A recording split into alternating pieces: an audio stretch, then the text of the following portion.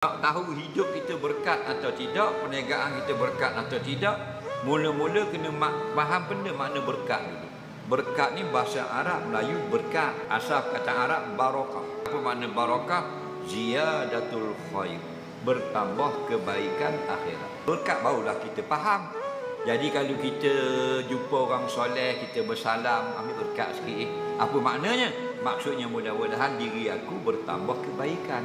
Jadi nak tahunya pendapatan kita, kerja kita, hidup kita berkat atau tidak, tengok bertambah tak kebaikan akhirat. Contoh, sekarang kita meniaga laku 7-8 ribu boleh dah sebulan.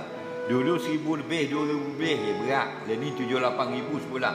Hari-hari teruk pun 6 ribu, 7 ribu dah. Itu bukan berkat. Itu dunia. Nak tengok berkat ke tak? Dalam hidup dapat 7-8 ribu sebulan ni, bertambah tak perkara akhirat dalam hidup? Bertambah, berkat. Kalau tak bertambah, tak berkat. Kau hilang akhirat, suai. Dia gitu saja. Jadi walaupun kerja bawa fuk pandai, boleh 80 riyal, 90 riyal je sehari, tiba-tiba boleh pergi umrah. Berkat tu. Boh dia supervisor tak pergi pun. Di Beijing main salji. Dia walaupun pandai pergi pong-pong apa, 2 kali nak langgar di lori. Teduh tengah hujan masuk wajah jatah tak, tapi boleh pergi umrah. Berkat tu. Kerja bos main tapi malam-malam boleh duduk di majlis ilmu. Berkat tu. Walaupun gaji 2,000 je. Ni makin laku, makin meniaga laku, semua makin naik pakat, makin jauh dari majlis, makin jauh dari Imam Bilal, makin jauh daripada masjid. Tidak berkat, berkarat.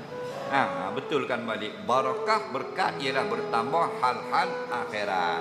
Kita banyak duduk tu. Kerana selama ni orang Melayu duk pegang berkat itu ialah banyak pitih. Berkatnya anak mulijah berkat mana pula? Dapat 4,000 gaji. Dikira gaji 4,000 berkat. Kalau gitu toke kemat lagi berkat. Nampak tak? Kerana dia banyak lagi duit. Duit banyak bukan berkat. Bertambah tak hak akhirat. Dulu 2 kali seminggu boleh pergi masjid. Ni 4 kali seminggu. Berkat. Berkat sikit.